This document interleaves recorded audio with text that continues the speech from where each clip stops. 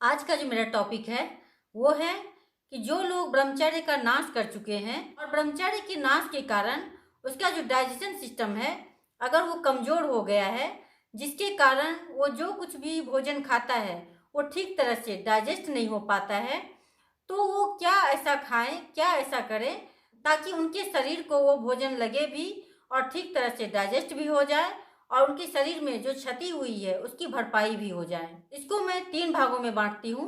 सबसे पहला तो ये ज़रूरी है कि भोजन को कैसे खाना चाहिए, ये बहुत ही ज़्यादा महत्वपूर्ण है। आप क्या खाते हैं उससे भी ज़्यादा महत्वपूर्ण है कि आप कैसे खाते हैं। आज के समय में अधिकतर लोगों का जो भोजन है वो टीवी के सामने ही होता है। टीवी देख रहे हैं, चाहे वो न्यूज़ हो या फिर कोई भी ऐसा हिंसात्मक चीज़ हो, वो देख रहे हैं और भोजन खा रहे हैं। फिर ऐसा भोजन करना आपके लिए कभी भी अच्छा नहीं हो सकता है। इसीलिए बहुत ज़रूरी है कि जब भी आप भोजन खाने बैठते हैं तो सबसे पहले आपको शांत मन से खुश होकर बैठना चाहिए और उस भोजन को ईश्वर को आपको अर्पण करना चाहिए। जब आप ईश्वर को अर्पण करके भोजन खाते हैं, वो जो भोजन है आपके लिए प्रसाद बन जाता है। फिर जब आप उस भोजन को शांत मन से खुश होकर प्रेम पूर्वक एक अच्छे विचार के साथ में खूब चबा चबा कर अच्छी तरह से खाते हैं तो फिर वो भोजन आपके शरीर को लगता है। अगर मान लीजिए आप भोजन खा रहे हैं लेकिन आपके मन में कुछ अगर ऐसा कुछ गलत विचार चल रहा है तो फिर उसका भी प्रभाव आपके शरीर के ऊपर पड़ेगा। तो इसीलिए बहुत ज़रूरी है कि भोजन करते समय में आपको कुछ भी ऐसा नहीं सोचना चाहिए जो कि आपके स्वास्थ्य के लिए हानिकारक हो। इसके साथ ही ये भी आपको ध्यान रखना है कि भोजन को खूब चबा चबा कर खाना है, क्योंकि जब आप भोजन को चबा चबा कर खाएंगे तभी वो भोजन आपके शरीर को अच्छी तरह से लगेगा भी। और इसके साथ ही आपका जो डाइजेशन सिस्टम है उसको भी ज़्यादा इस पर काम नहीं करना होगा। नहीं तो अधिकतर लोग क्या करते हैं कि भोजन को चबाते नहीं हैं, जैसे तैसे अंदर निगल लेते हैं।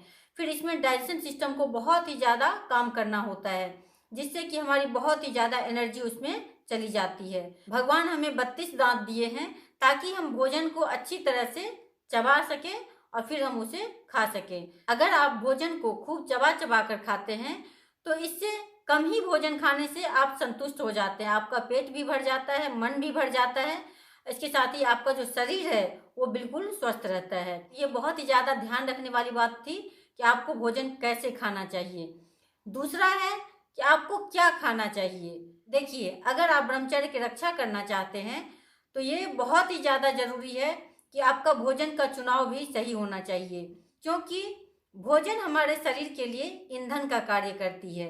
अगर हम अपने आप को सात्विक भोजन देना शुरू करें तो इससे हमारा जो तामसिक विचार है, ब्रह्मचर्य को जो बार बार नष्ट करने की जो इच्छा होती है, काम वासना जो बार बार जगती है, इसके साथ ही बहुत ज़्यादा क्रोध आता है, हम शांत होकर नहीं रह पाते हैं, ये सब जो चीज़ें हैं वो धीरे धीरे समाप्त होना शुरू हो जाएगा। क्योंकि भोजन किसी भी चीज़ को बढ़ाने में और कम करने में बहुत ही ज़्यादा महत्वपूर्ण है।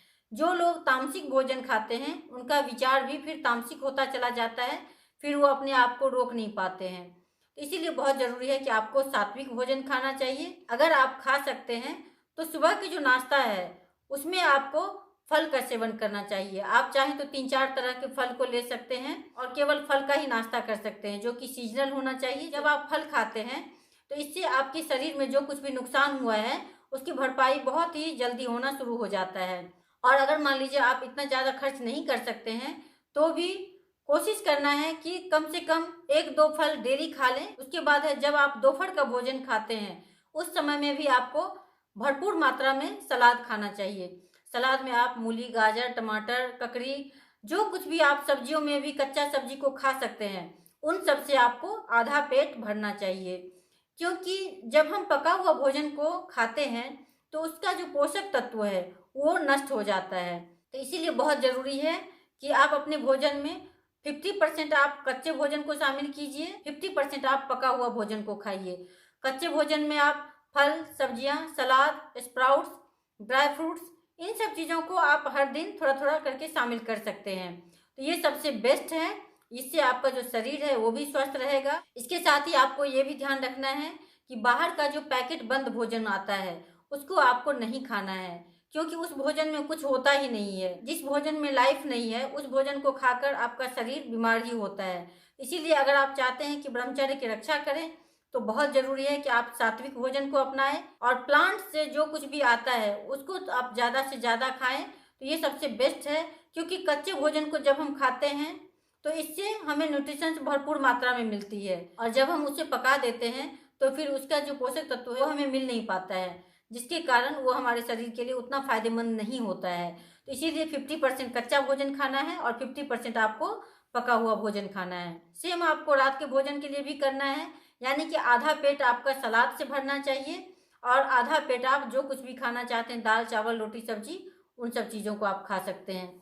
लेकिन कोशिश यही करनी चाहिए कि रात का जो भोजन है वो हल्का ही होना चाहिए, तो ये सबसे ज़्यादा अच्छा रहेगा। तीसरा जो पॉइंट है वो भी बहुत ही ज़्यादा महत्वपूर्ण है, और वो है कब खाना चाहिए। सुबह के समय में जैसे जैसे सूरज ऊपर चढ़ता है वैसे वैसे हमारी जो जठराग्नि है वो तीव्र होती चली जाती है, जिसके कारण हम जो कुछ भी खाते हैं वो अच्छी तरह से पच जाता है। उसी तरह से शाम का भी भोजन है, अगर आप सूर्य ढलने के बाद भोजन खाते हैं तो वो भोजन फिर आपके शरीर को ठीक तरह से लगता नहीं है। एक तो लोग भरपेट गरिष्ठ भोजन खा लेते हैं और फिर तुरंत सोने चले जाते हैं। अगर आप रात का भोजन इतना गरिष्ठ खाएंगे और फिर तुरंत जाकर सो जाएंगे, वो भोजन फिर ठीक तरह से डाइजेस्ट नहीं होता है, जिसके कारण स्वप्न दोष हो जाता है, फिर ब्रह्मचर्य का पालन नहीं कर पाते हैं। इसीलिए रात का जो भोजन है वो सूर्य ढलने से अगर पहले खा सकते हैं वो सबसे बेस्ट है, उत्तम है, क्योंकि इससे आपका भोजन और सोने में कम से कम 2-3 घंटे का अंतर तो हो ही जाता है, और ये होना बहुत ही ज़रूरी है ताकि वो जो भोजन आप खाए हैं वो ठीक तरह से डाइजेस्ट हो जाए, तो आपको नींद भी अच्छी आएगी, पेट भी हल्का रहेगा।